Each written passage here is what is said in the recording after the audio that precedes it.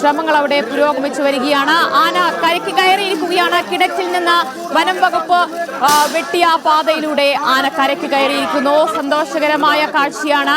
ആന കര കയറിയിരിക്കുകയാണ്. കിണറ്റിൽ നിന്ന് രക്ഷപ്പെട്ടിരിക്കുകയാണ്. ആന ഇപ്പോൾ വനത്തിനുള്ളിലേക്ക് കയറി പോകുന്നത് നമുക്ക് ദൃശ്യങ്ങൾ കാണാം. പ്രതീക്ഷിച്ചത്രയുള്ള ആരോഗ്യ പ്രശ്നങ്ങളൊന്നും ആനയ്ക്കില്ല എന്ന് വേണം കരുതാൻ. ആരോഗ്യവാൻ തന്നെയാണ് ആന. ഇപ്പോൾ കിണറ്റിൽ നിന്ന് രക്ഷപ്പെട്ടിരിക്കുകയാണ്. 22 മണിക്കൂറോളം നീണ്ട പരിശ്രമങ്ങൾക്കൊടുവിലാണ് ആന ഇപ്പോൾ കരയ്ക്കെത്തിയിരിക്കുന്നത്.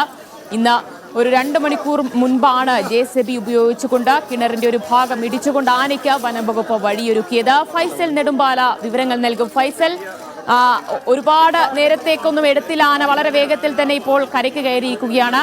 വനത്തിനുള്ളിലേക്ക് കയറി പോവുകയാണോ ആന ചെയ്യുന്നത്?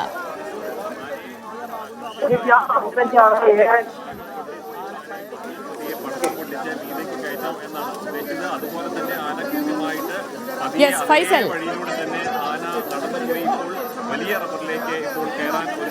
ഫൈസലിലേക്ക് വരാം.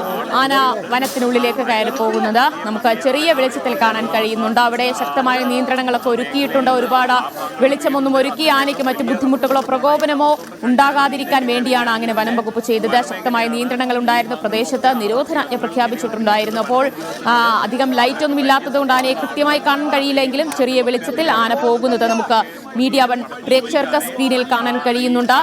അല്പസമയം മുൻപാണ് ആന സ്വയം പരിശ്രമിച്ചുകൊണ്ട് ആ കിണറ്റിൽ നിന്ന് കരകയറിയിരിക്കുന്നത്.